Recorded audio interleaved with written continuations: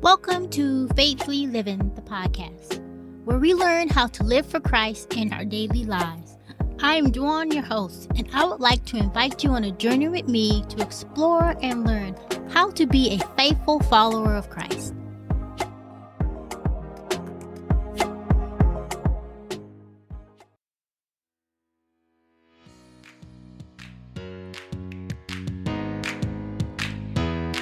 Hi everyone, welcome to Faithfully Living, the podcast, where we strive to encourage you to live for Christ faithfully by offering guidance on studying the Bible, how to understand the Bible better, and how to remain faithful to historic Christianity in a contemporary society. In 1 Peter, the apostle encourages believers who are suffering to stand strong in their faith and to have an answer for why and who gave them the strength to stand. It says in 1 Peter 3:15, if anyone asks about your hope as a believer, always be ready to explain it. And that's the NLT version. So, as believers, we are ambassadors for Christ. We are to shine the light of Christ to a world that is in need of hope. And to be a light, we should know the giver of light, our Savior, Jesus Christ. So it's important for believers to know what they believe and why. The Bible is God's revelation of himself to us.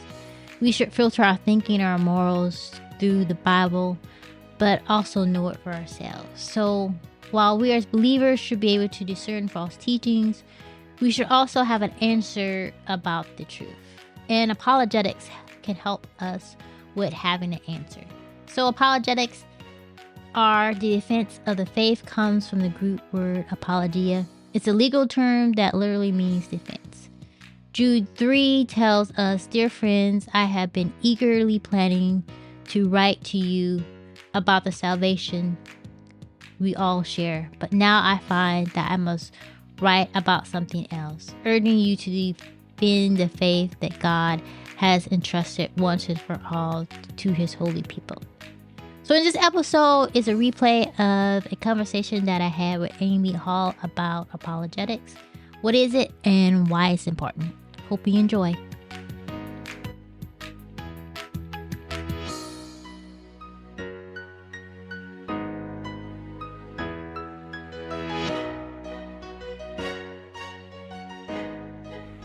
So before I start my conversation with Amy, let's learn a little bit more about Amy.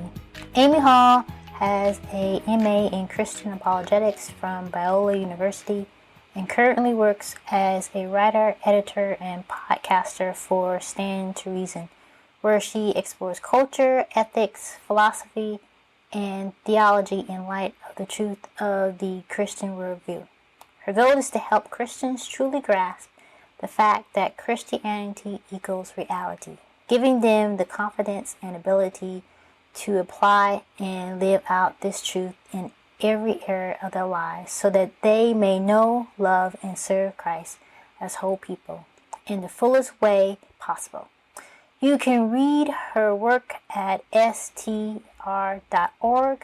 listen to her on Stand the Reasons #STRAskPodcast, and follow her on Twitter at Amy_K_Hall. All right, here's my conversation with Amy Hall. Amy, welcome to the show. Thanks for coming on. Thank you so much for having me, Dawn. I'm really looking forward to this. All right, so before we get started into what is apologetics, tell us a little bit about how you became a follower of Christ. Well, I grew up going to church, but it really wasn't a central part of my life. And so when I got into high school, I kind of put it on the back burner. I stopped going to church and I was telling myself, well, I don't even really know if God exists. So I kind of just was uninterested and walked away. I would still have called myself a Christian, but I wasn't really living that way. I mean, in terms of making God the center of my life. Right. Well, I was working at a Christian camp, which I had been going to my whole life. And somebody gave me Mere Christianity. Mm-hmm. And that was the first time I had ever seen that there were intellectual reasons to think Christianity was true. And I started thinking, wait, maybe this is actually true. So I started looking into it. I was looking into apologetics. I was looking at other religions, and I was reading about all these different things. And then I became intellectually convinced that Christianity was true. And then very soon after that, God just, it was like he had opened my eyes. Like I was asleep and then I was awake. My whole being changed to be centered on God, to love him and to seek him. And so that's how it happened. Wow. That's great. Someone encouraged you to. Were you a reader when you were growing up, or I no? was, yeah. Uh-huh. Yeah. It's always But good. I did. Always good to recommend a good book. To spur people on in the right direction they can read. And I know so many people who are now apologists who were affected by C.S. Lewis's Mere Christianity at the beginning of their discovery that Christianity was true. So that's a great book to read for anyone who's interested. Yeah. All right. So let's kind of get into to learn more about what apologetics is. So let's kind of start from the beginning. What does apologetics not mean, and then what does it mean? So usually when I tell people that I work in apologetics, they'll make a joke about, oh, so you apologize to people. But a lot of people haven't heard this word, or sometimes it's out there in the culture for other things too. So if you listen for it, you will hear it out there. And basically it just means making a defense of something.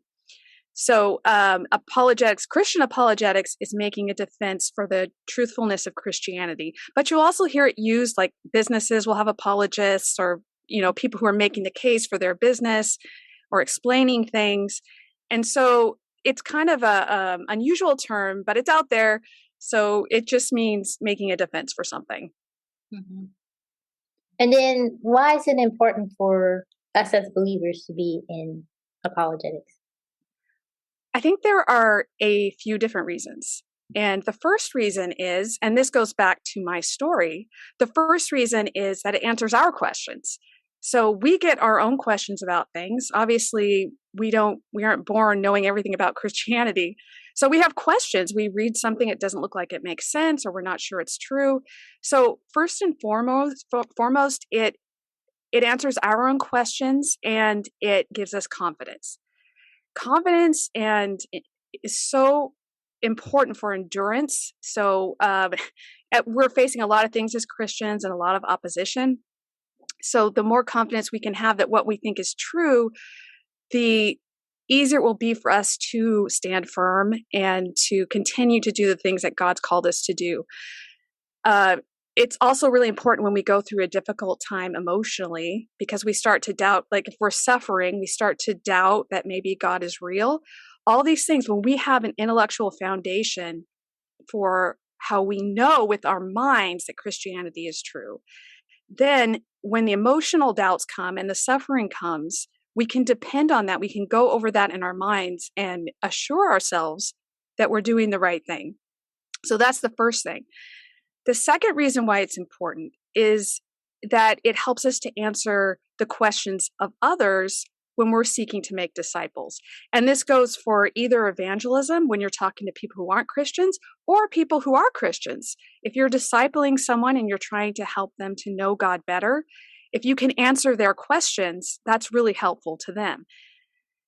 Thirdly, by engaging in apologetics, we honor God with the truth by speaking that truth before others. Regardless of whether or not anyone ever is convinced by what you say, when you are speaking the truth about God, that in itself is honoring to him. And he wants us to proclaim him. He wants us to proclaim the truth. So when we're doing that, that is a good in itself, even if we never convince anybody else to change their minds. And then finally, what I found is that with apologetics, especially if I'm looking at other religions or other ideas and I'm evaluating them, it really helps me to see and appreciate God much more clearly. So this happens to me, especially one topic I really enjoy thinking about and writing about, talking about, is Mormonism. And as I'm reading their work, when I see who their God is, because sometimes we forget that other people have different views and we start to take things for granted. Right. But when I look at their theology and their system, it helps me to see so much more clearly the beauty of God, of the true God and his grace. And that just makes me worship. So it also helps us to see and appreciate God more clearly. And all those reasons, I mean, ultimately our whole goal as Christians is to know God and to love him and to be in relationship with him. So thinking about him accurately and clearly and helping others to think about him accurately and clearly is a huge part of being a Christian, and apologetics can play a good part in this. Yeah, it kind of goes back to, the commandments, love God. So in order for us to love him, we have to get to know him better. And then Exactly. loving others is sharing the gospel with them about God and who he is. So it encompasses, all of what he told us to do. Mm-hmm.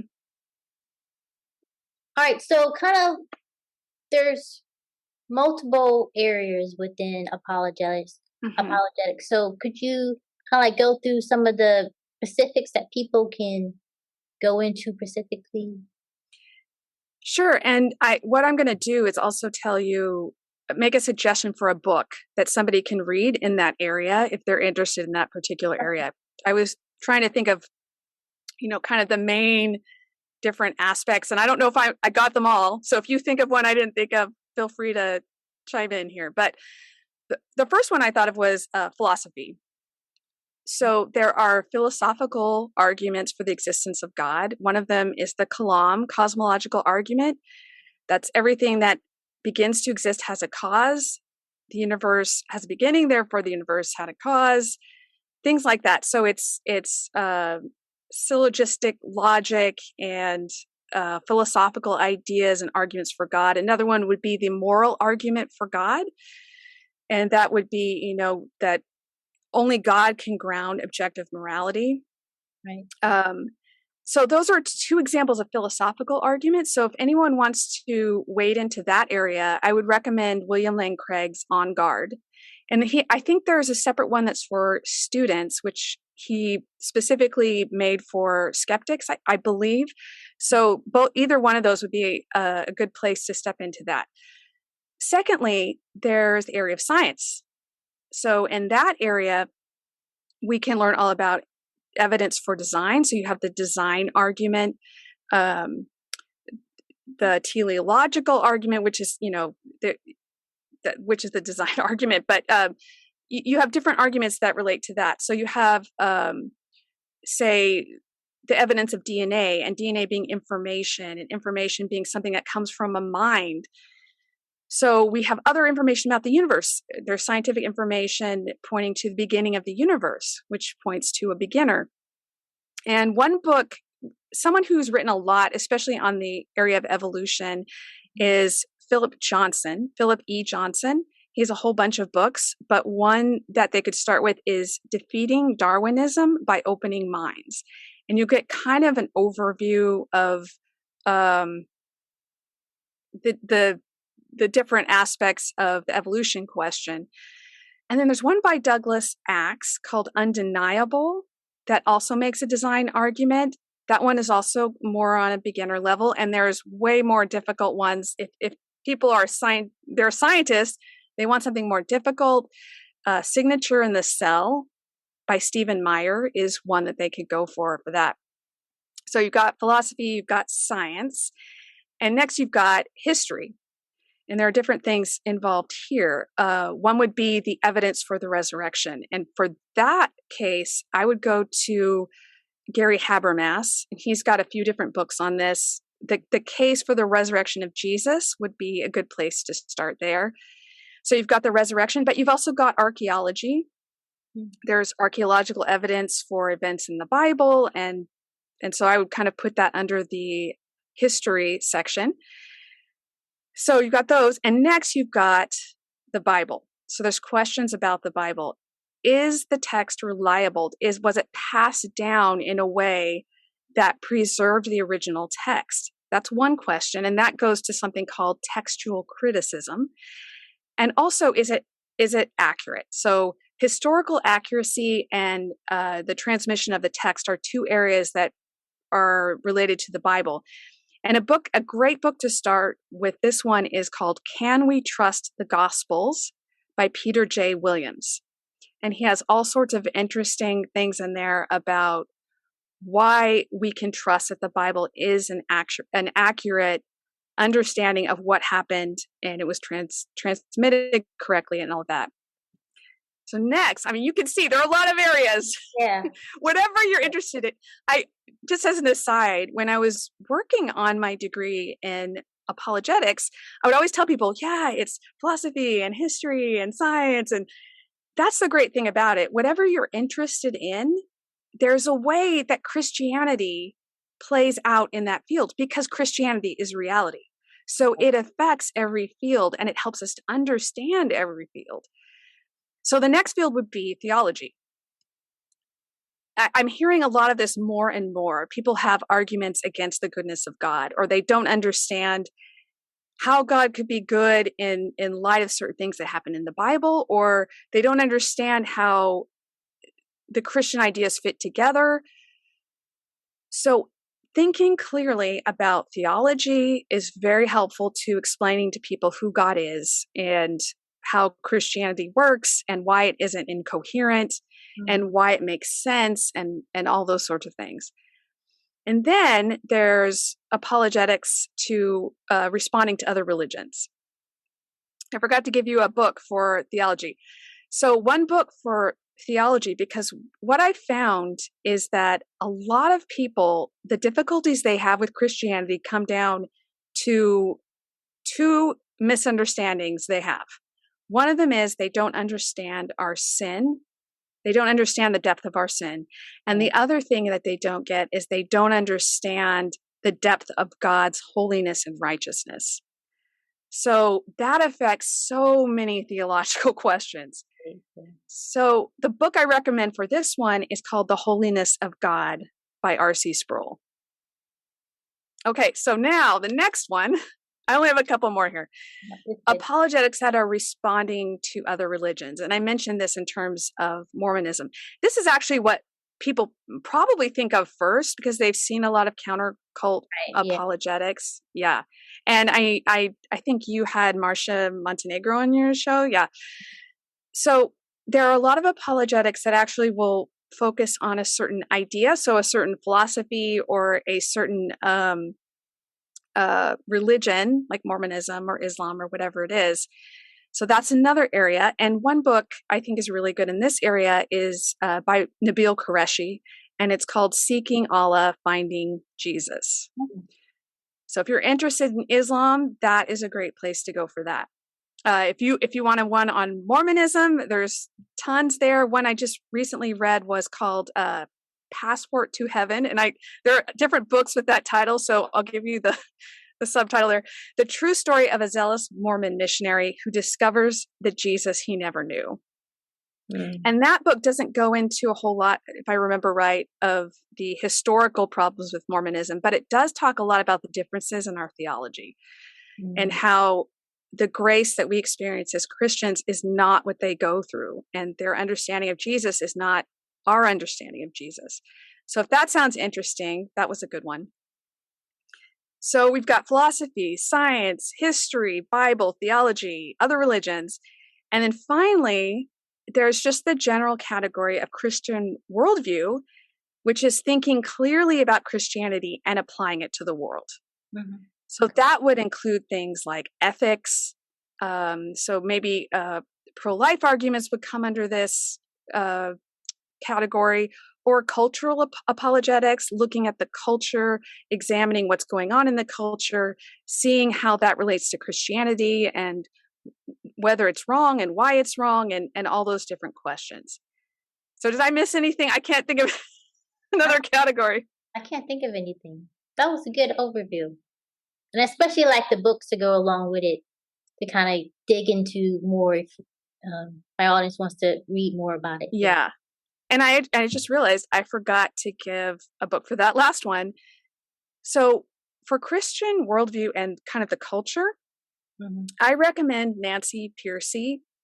She has a bunch of books. Total Truth might be a good, that's one of her main ones to start with. Another one that's very related to situations now about the body, like transgenderism or different topics about the body and sexuality, is called Love Thy Body. So those are a couple books by her, but she's got a whole series of books that touch on the culture and cultural ideas. She's fantastic. So I recommend her. Those are great. So, we learned about, the different areas of apologetics. So how would someone get into apologetics? And tell us a little bit about how you got into it. I know you kind of got to it when you became a Christian, but how did you pursue apologetics? Well, it was kind of a roundabout way. I never thought I would be doing what I'm doing now. It wasn't something I planned. What happened was I was working in the film industry. I was working for a visual effects company, and we built miniatures. So, like spaceships and buildings and things, and we blow them up and all sorts of things. And I basically, when I started working there, I was just driving around picking up materials all over Los Angeles. And I would listen to the radio, and I would listen to Christian radio. And I heard about, I was listening to the Bible Answer Man. And at one point, they started advertising the Biola degree, the Master's in Apologetics. So what happened was I did that nights and weekends, just thinking this is just going to be for my own edification, and because I'm having conversations with people at work, and I love doing this. I love thinking about this. I was just doing it because I loved it. Right.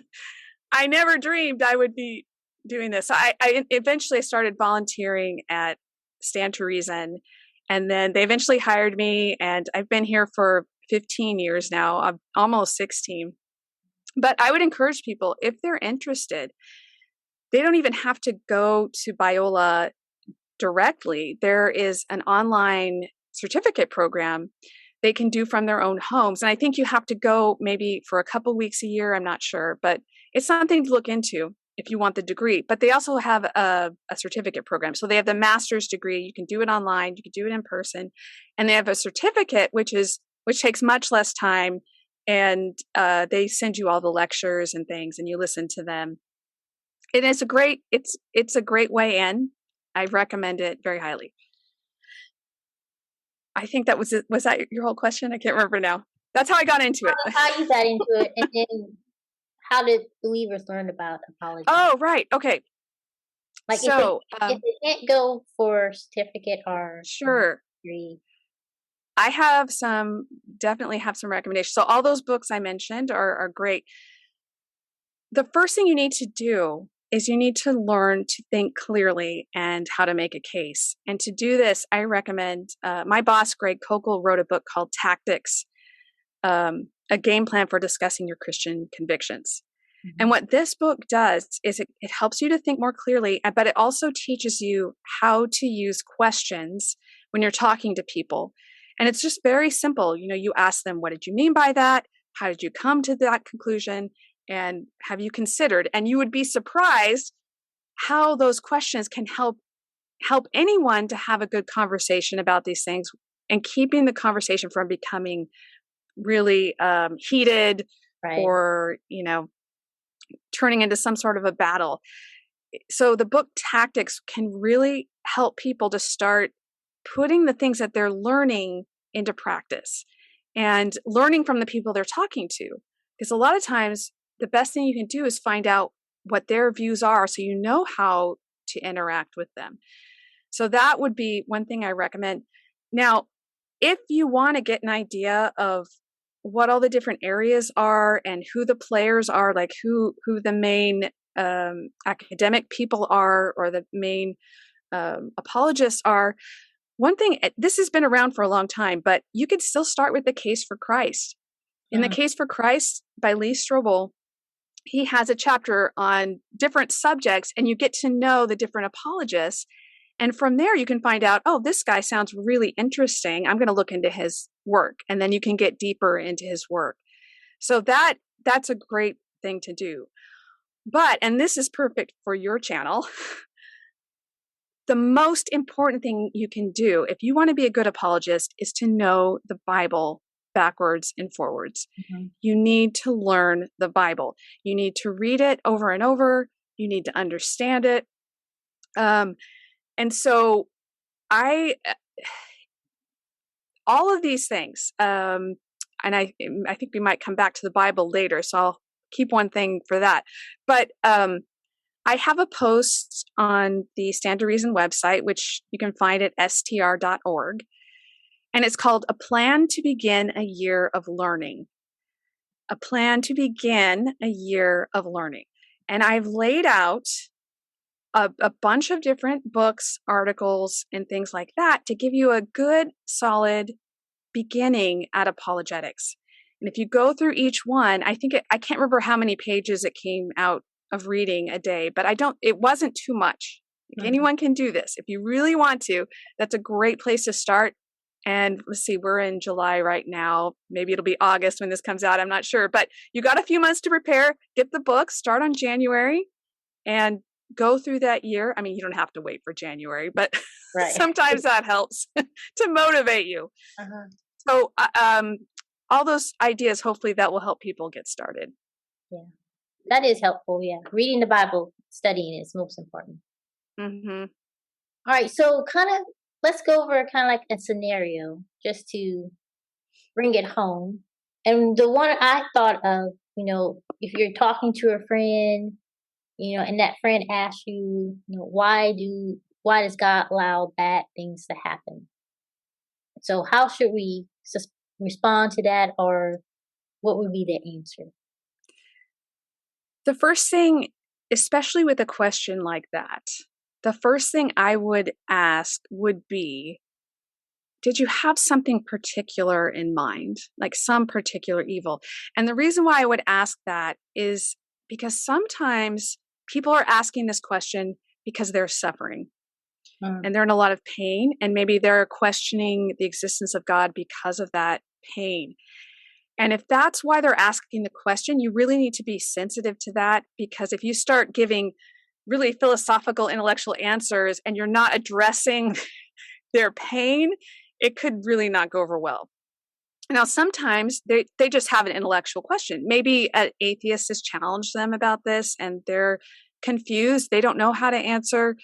And that kind of you can adjust your answer based on where they're coming from. So you kind of want to find out what is going on with them and why they're asking the question. But there are a couple things to keep in mind for the answer to this question. And the first thing is that God's goal is not our comfort. And this is something that we as Christians, especially in this country where things go pretty well for us, right? Yeah. Compared to other places and other times, yeah, we start to think that if we do everything right, then everything's going to go right for us. God's going to look out for us. We can trust him. They think that trusting God means I trust that nothing bad's ever going to happen to me. Well, of course, when something bad happens, you're shattered because you weren't prepared. And I think we all have to go through that, because even if in our minds we think, no, I know that's not true, you still kind of feel like it's true. You too. And so when things start to go bad, the thing to remember is that God's goal is not our comfort. Now, we know this is the case because if you look in the Bible, what you're going to see is that God's people have suffered a lot from beginning to end.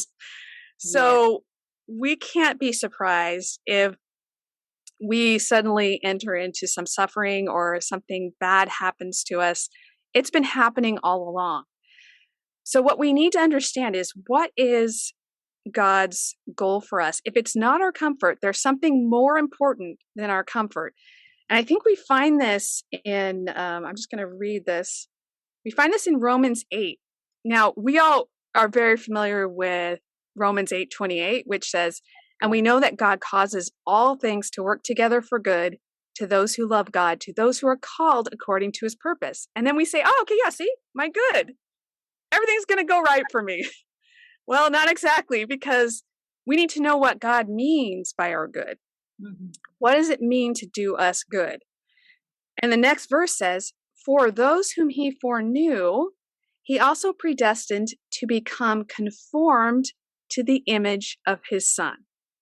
That is the good God is working towards. He's working to conform us to Jesus's image. Mm-hmm. And to accomplish that, I think suffering often plays a part. Because when we suffer, we learn a lot of things. We learn to trust God. We learn to be dependent on him. We learn about his character.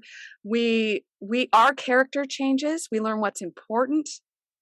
There are a lot of different things that God uses to shape us through suffering. Right. Now we can all think of scenarios where a parent will intentionally cause pain to their child, like a shot or some sort of punishment or but even a shot, obviously shot has nothing to do with punishing them. Right. Yeah. It's actually there to help them.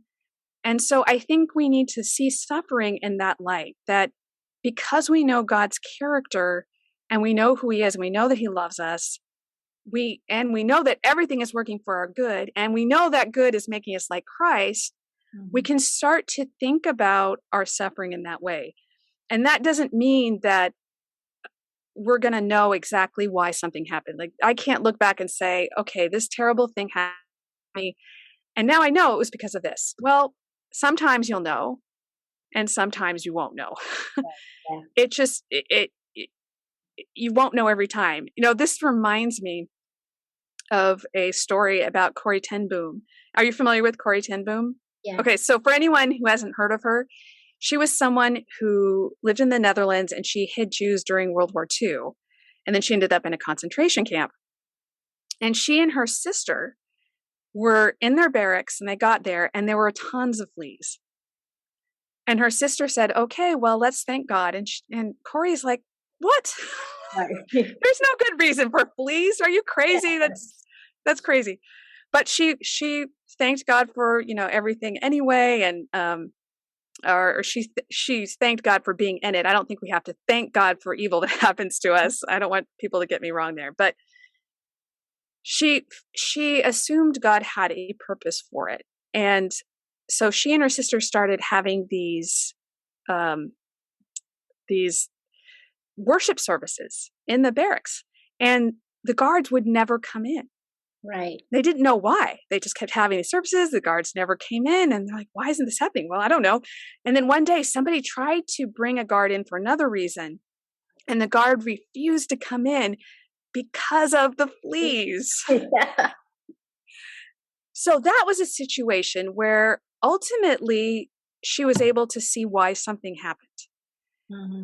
Now, I do think sometimes we do see why things happen. And so when that happens, we need to take note of that and remember it for the times when we don't know why that something happened. Yeah. And one other thing I like to keep in mind, and I always bring up this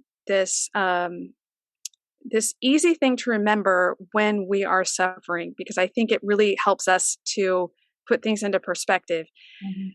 And what I think we need to do is look at Jesus on the cross. So obviously he was suffering, but there are things we learn about God by looking at the cross that can help us in our suffering.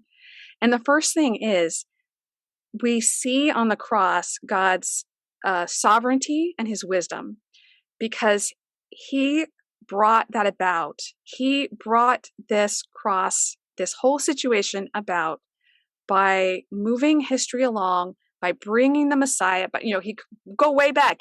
He promised to bring a Messiah at the very beginning after we fell, right? Mm-hmm. And he created Israel. He brought had all this happen. He brought about the cross, and he saved us. Now that takes sovereignty and that takes wisdom. So we know, okay, I'm going through suffering, but God knows that, and God is sovereign. So things aren't out of control. So that's the first thing that helps. And secondly, we see God's love for us, because there is Jesus dying on the cross in horrible pain for us. So I don't know how else he could prove Right. Yeah. how much he loves us, right? Because that's the other thing. When we are suffering, When bad things happen, we think, okay, maybe God doesn't love me. No, look at the cross. Right. We Yeah. see God's love there. So we see his sovereignty and his wisdom, and we see his love. We also see his power because God raised Jesus from the dead. Right. So Yeah. when you put all of these things together and you're thinking about your own suffering and pain and evil things that happen to you, and you think, okay, God's sovereign, so this situation's not out of his control. He loves me, so he hasn't forgotten me. And he's powerful, so he could change this at any time, and he's not. So if he's not changing it and he loves me and he can change it, that means there's a reason. Right. And then we can trust, okay, there's a reason for this. I don't know what it is, and I won't maybe until after I die, but I can trust God because he's proved himself to be sovereign and loving and wise and powerful. And what I always say at that point, if we know that all these things are working for our good, there's nothing more evil can do to us, because everything that's happening is working towards our good. God is working everything towards our good to make us like Christ. And that's something that we can rest in. And so that just the cross and thinking about the cross is a really easy thing to remember when you're going through suffering. Mhm. I liked how you brought it back to, or you centered around the attributes of God. You talked about his sovereignty, his power, his love. I think the more we learn about, who God is, the more we can be comforted, in our different life situations. And one more thing to add to that, when we think about why we're going through suffering, it is to make us like Christ, but ultimately, even above that, I think it's to help us to know God. Mm-hmm. And when we think, why is there a fallen world? Well, if the world had never fallen, we wouldn't have the cross. We wouldn't be able to see God's grace. We wouldn't understand what it means to get forgiveness. And for God, we wouldn't see his love for enemies if there were no enemies. So all of these things are playing a part in helping us to know God better. And if that's God's ultimate goal, he wants to show us his kindness for all eternity, is what Ephesians says. Right. And the better we know him now, the more we will enjoy him later. And so all of these things are working towards those beautiful things. Now, there's a really good book by Randy Alcorn called If God is Good, Faith in the Midst of Suffering and Evil. And when I read that book, he has so many stories about people who suffered really difficult things. Mm-hmm. And then he talks about how the people say they're not sorry it happened. They're actually grateful that they went through it because of, and then they explain how they know God better now. That just overwhelmed me, because that's when I realized, this kind of the sheer number of stories kind of drummed it into my head finally. Oh, okay, God is working through this. He really is working through this. Now, if anyone gets that book, don't be scared. It's very long. Don't be scared. The chapters are really short and it's very readable. And that's something I definitely recommend when you're thinking about suffering and evil. Okay. All right. Well, that was a very helpful explanation of how we should look at different situations or bad situations that happen to our lives. So, all right. Well, Amy, thank you for being on the show. You're so welcome. I really enjoyed it. Thank you so much.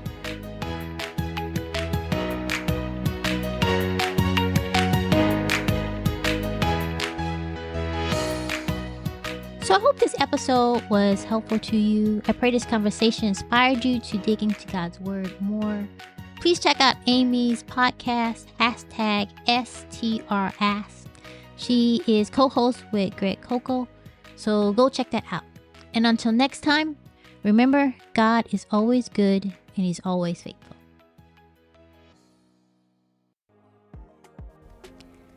Thank you for listening to the podcast. Do me a favor by following the podcast and leaving a review to help spread the word. I look forward to hearing from you.